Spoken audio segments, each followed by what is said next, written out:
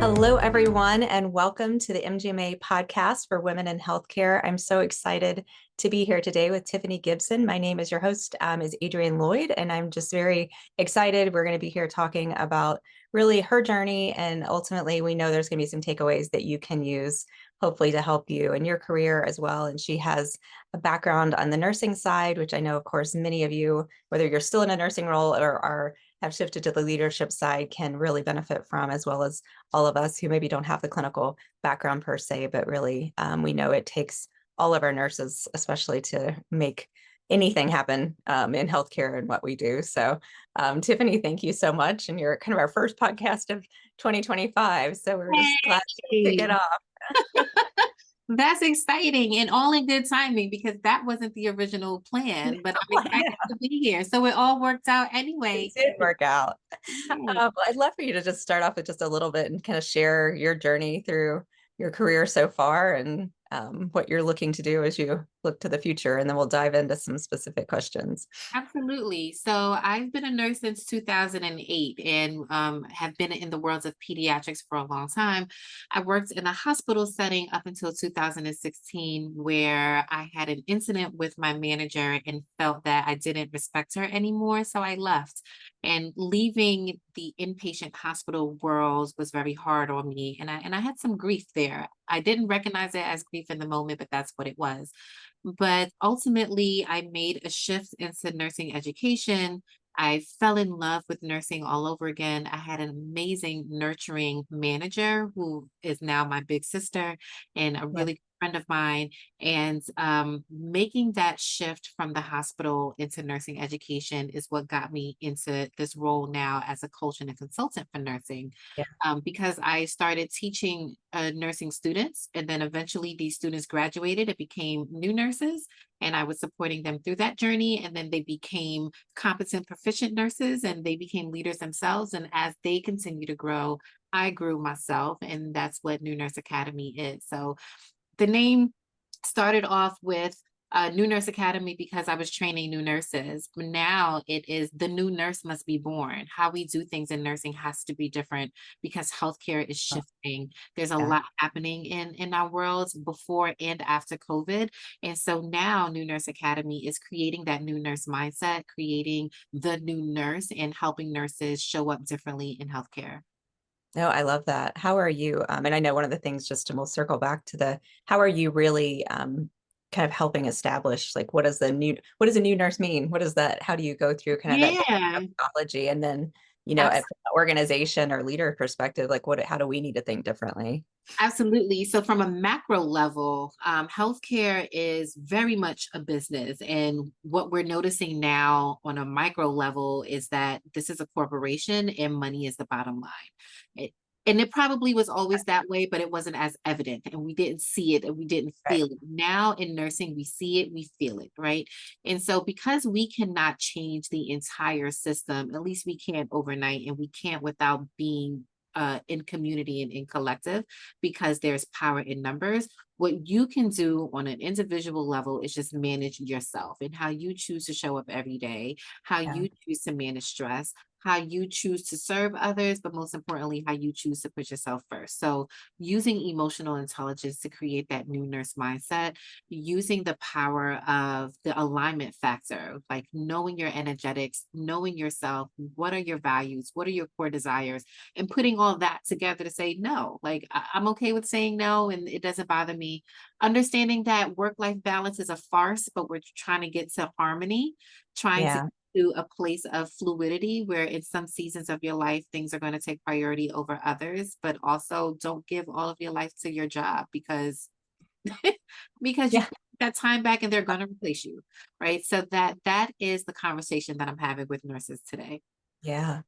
No, I love so many elements of that. But I think, you and I talked about too, when we first connected around, the work-life balance. And I try to think of it, and I don't know if this is the right term or not, but it's almost like work-life integration. And I think maybe that terminology varies maybe depending on your role or how you choose to see it. Like I really love having, I think it's ultimately that fluidity in life, right? Like there are going to be periods whether you're maybe a new mom, or you're, just Mm, starting your career, or you've got maybe an elderly parent you're caring for, or you're just in a different capacity for whatever reason of wanting to have and having more capacity to help with work, or to focus on, really what's important to you outside of work. And yeah. I think it's what's been great about COVID, and I hope we keep some of these things, is are there different roles, not only for leaders, but also, of course, for nurses. And I think there's been so many new things that have been, that popped up in terms of remote work, or helping, across locations, or just in different ways that have allowed people to really hopefully serve in ways that they love, and can, not only do that within the bounds of their professional career, but also still have bandwidth for the things they want outside of office. And I think it's Absolutely. a like a balance, but I love that. How do you, I know you also mentioned in there about really helping people look inward. And I think Mhm. that is so key too. So what are some like tips that you would share with kind of a new client or a new team, if you're working with them, to say like, okay, like how do we really kind of pause and reflect? Like what would that look like? Yeah. So first step for me is helping people understand what emotional intelligence is and starting there. So emotional intelligence is essentially you managing yourself in the midst of a storm because you can't manage the storm. The only thing you can control is you. The other thing about emotional intelligence is understanding that people are going through life through their lived experience, looking out of lenses because of things that either has happened to them in the past or through their cultural experience or things that's been told to them, and that's their perspective. We all go Right. through life with our own perspective, and your job is not to convince somebody to change their perspective, but to understand it. So if we know that people are going through life with their own glasses on, looking at things through their own lens, then it's like, okay, you take care of you, I'll take care of me, but I have empathy for you, and I can understand why you can see things this way.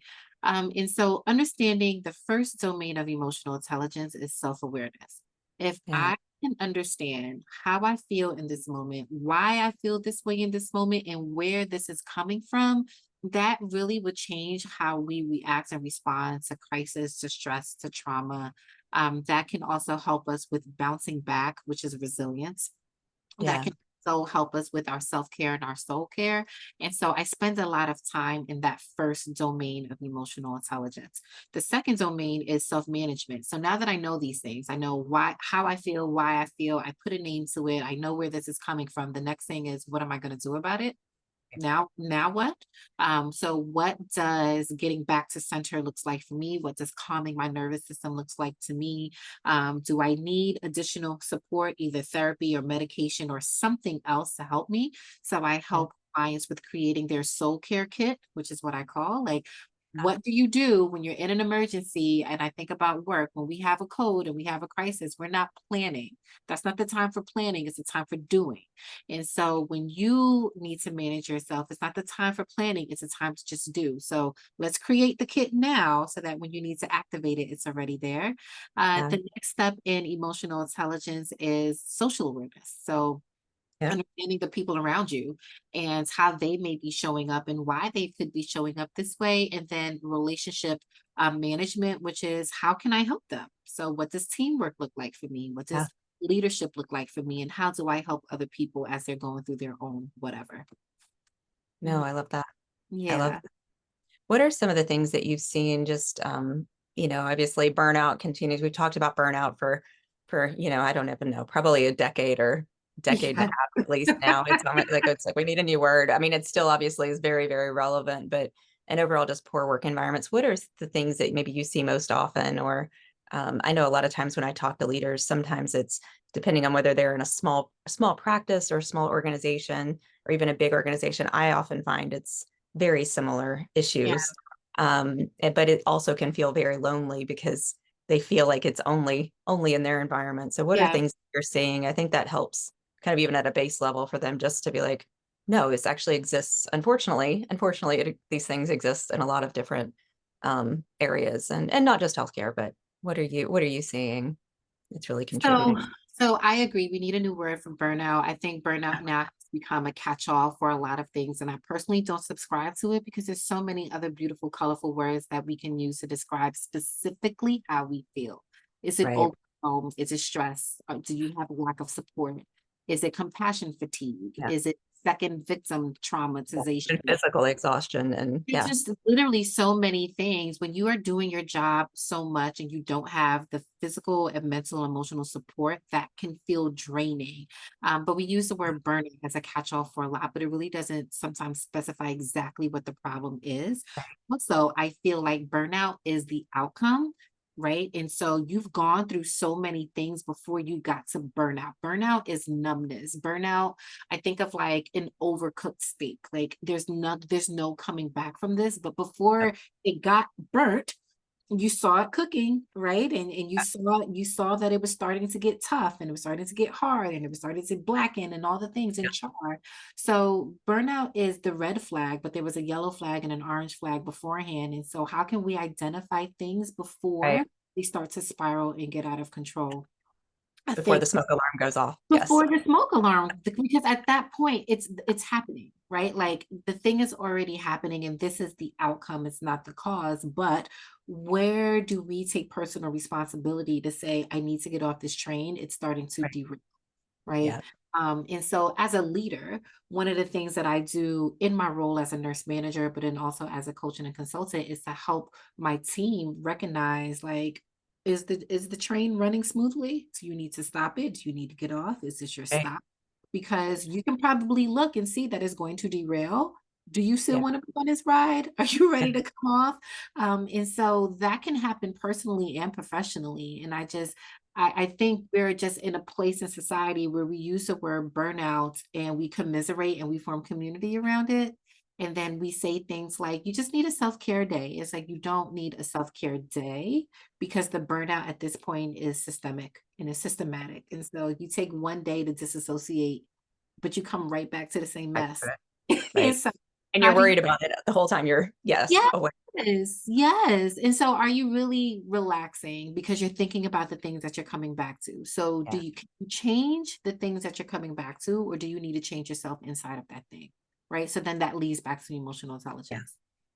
Yeah. And I think that's so key. I think it's ultimately you may be in an environment that is not a right fit for you and might not be a right fit for anyone. Like there may truly be factors and things that are happening, but it first takes saying, this is not working. Like for whatever reason, me being in this space, working how we're working with this team, with the leader I have, is not working. What of that can I shift?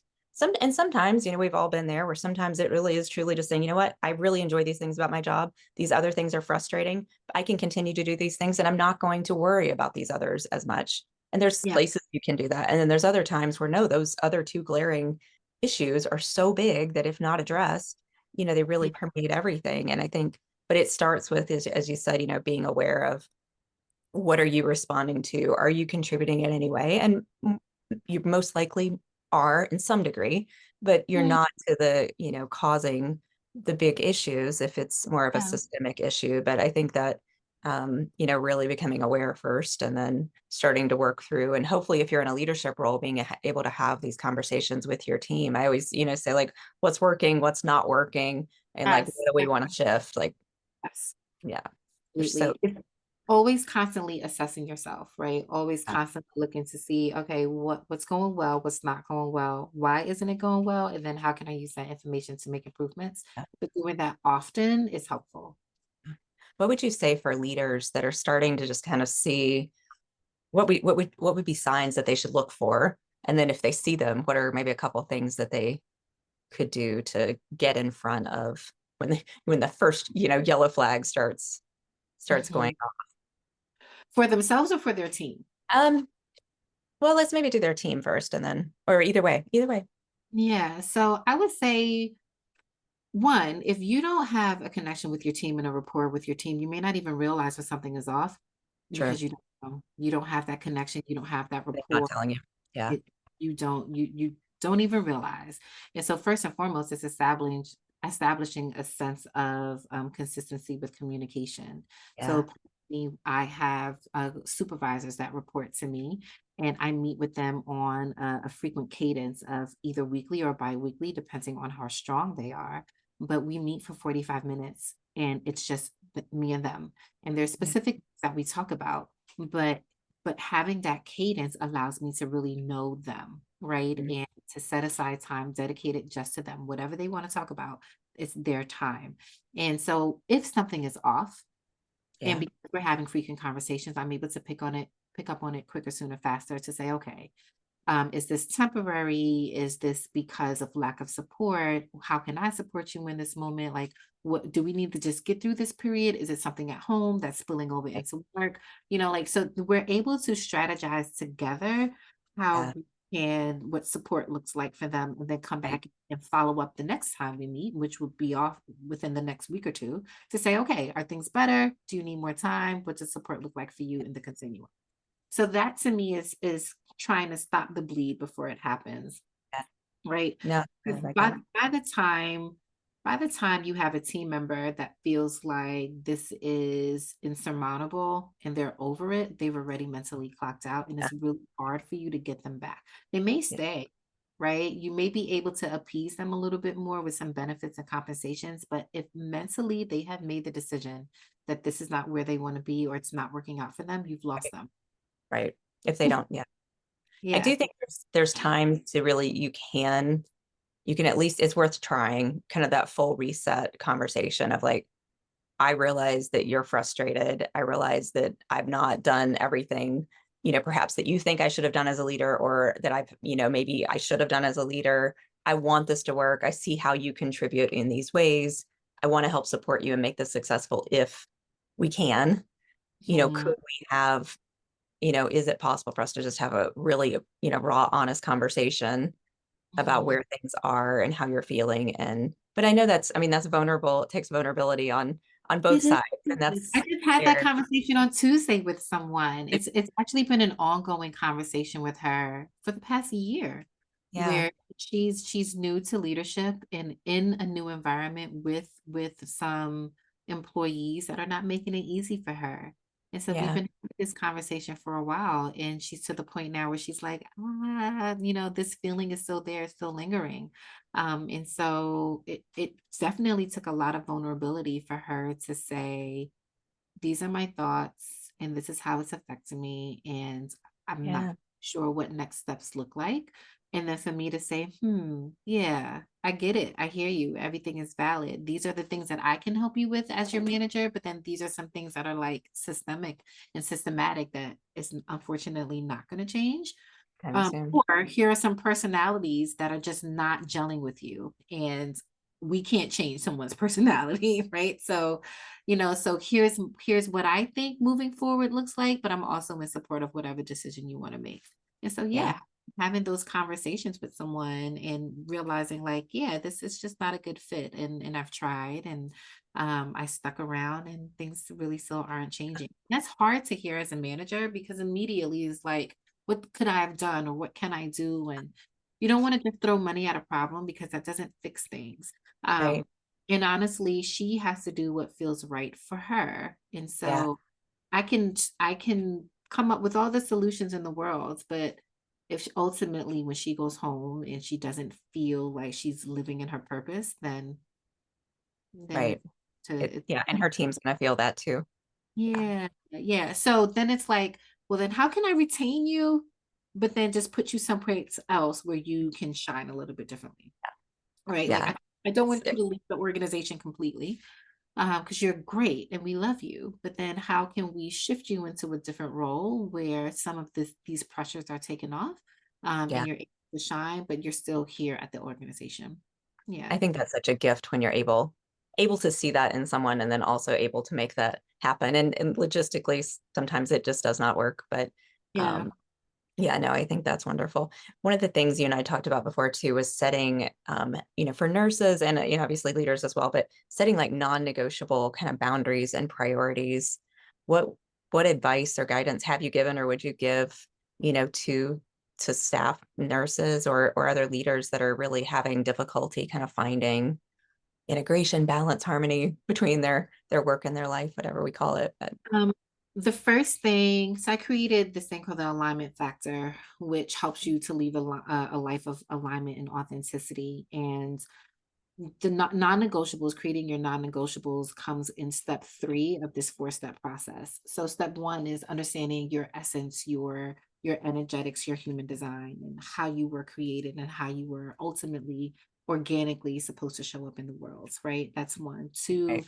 is knowing your heart's desires, your core desires. If you had a magic wand and you can create the life that you wanted to live with no restrictions, what does that look like for you? And it's like, okay, then why can't you live that life?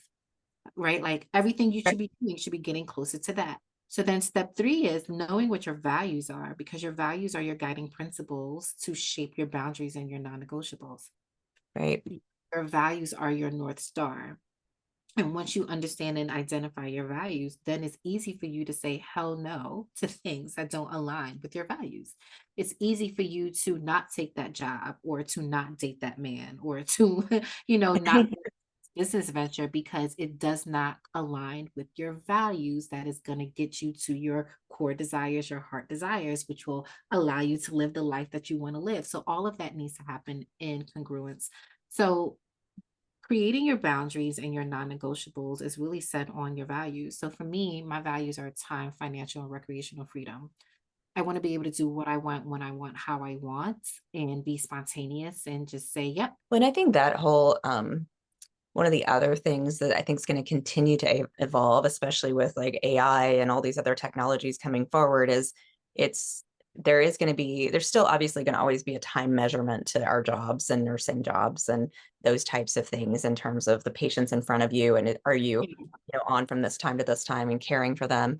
But it really is, I think it's very important for all leaders, and especially, nursing, front desk, everything to really be clear on what does success look like.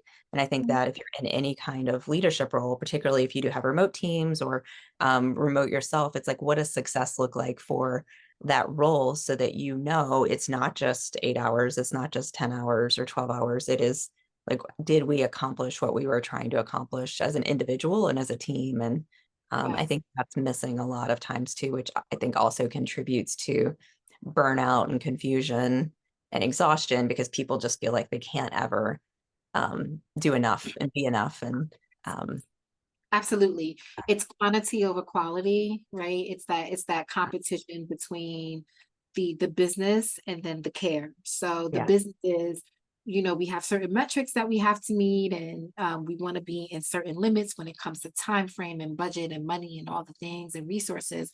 But also when it comes to, particularly in my role, just as a nurse, when we're yeah, caring for people and kids, because I work in pediatrics, you can't rush that. right, You can't right, reach that. And so these nurses are feeling the constraints of the strategic goal, right? The organizational goal is a strategic goal. yeah, But when you have a 3-year-old in front of you that's afraid of a needle, it's like, yeah, I recognize I'm running behind and the next patient is ready for me now, but I really want to get this person comfortable. And I don't want them to be afraid to come to the doctor moving on, from here on out because of this experience. And I want to yeah, talk bluey with them and I want to give them a sticker and all the yeah, things. And that's when nurses feel like I can't show up how I want to show up. I went to nursing school to care for patients, but every patient is 15 minutes. And so it's like right. it's that competition between quality and quantity, and that does lead to stress. Yeah. Yeah. Yeah. No, I agree. I agree. Well, as kind of to wrap up, as you look to the future, like what are your hopes and goals for the community, the nursing community, through the work that you're doing with emotional intelligence and just in general, like where do you see the biggest impact for nurses as a community individually? And then, how can like leaders that may be listening help Mhm. support their nursing teams and kind of shifting moving forward to help everybody be successful? Yeah, I'm hoping that in nursing as a whole, as a culture and as a community, we are spending more time thinking about the nurse and how this person is showing up as their full self, Yeah, to take care of other people who are not at their best. And so how can we support the nurse as a whole instead of just thinking about the clinical part and the skills of nursing? Right? Because nurse is my title, it's not who I am. And so, how do you support me and yeah, who I am and not just my identity or my title and my occupation? For leaders who are in this space, I want them to really think about how they can be trauma informed. There's so many, courses on different types of leadership, transformational leadership, servant leadership, democratic leaders, all the things, right? And I think a lot of leaders spend a lot of time thinking about how they show up as a servant leader or a transformational leader. Well, Right. yeah, because who's going to say that they're an authoritarian? Who's going to say that they're laissez-faire? Like nobody's going to give themselves that title. Um, but what that does is put you at the center of your leadership instead of putting the person that you're leading in the center of how you show up. And so if Yeah. they switch the narrative to say that I am a trauma-informed leader, it puts their team in the center of how they show up. And so no matter who you're meeting on an individual level, you're showing up for that person how they need you to show up for them, not how you think you should. And that is going to change relationships and connections. And then you'll get more out of your team because Yeah. people don't leave jobs because of jobs. They leave jobs because of people, right? But that's what happened to me in 2016. I would have stayed at the bedside, even with all the changes, because I absolutely loved what I did, but I did not like my manager.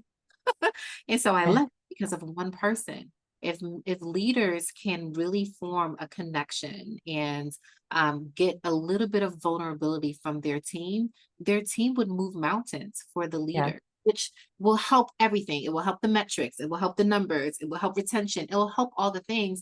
And ultimately it would improve the care that we give Yeah. because everyone feels satisfied and engaged and they don't feel burnout, they don't feel stressed and all the things. And if those things come, it's temporary and they know that it's going to change soon and there's a sense of resiliency and community. So that's what I see for the future is more emotional intelligence and centering people in their individual needs instead of centering the metrics and the organizational goals. Yeah.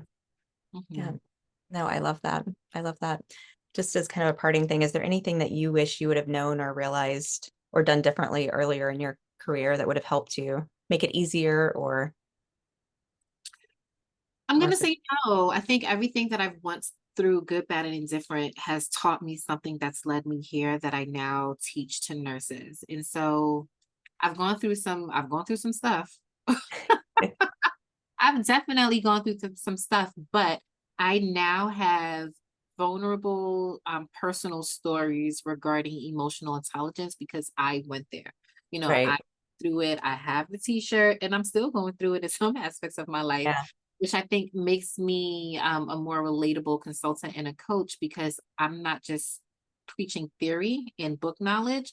I can tell you what it's like being left at 2 months pregnant and having to deal with your pregnancy by yourself Yeah. unexpectedly. I can tell you what it's like going to HR, to appeal something that your boss did in HR and everybody siding with your boss and you feeling thrown under the bus. Like Yeah. making a decision out of emotions and making a rag decision to just quit, instead of talking things out. I've been there, I've done that. I think I've done med errors where I've given the wrong medication to a patient, and the Yeah. consequences of that. I have all the t-shirts, and so Yeah. I don't think I would want to change anything because divine timing. I had to go through those things in those seasons of my life to get me to where I am now to speak on it from a personal level. I love that. I love Mhm. that. I agree. I have many other t-shirts, I think, as well. So I hear you. Yes. Some are quite soiled and dirty at this point. But yes. Yes, all the dirty Uh, laundry. Yes. well, Tiffany, thank you so much for joining us today and for sharing. And we'll include your information so people can reach out and connect with you if they're Yeah. interested in just having a conversation or perhaps partnering together in some way. So Yeah. we really appreciate your time today.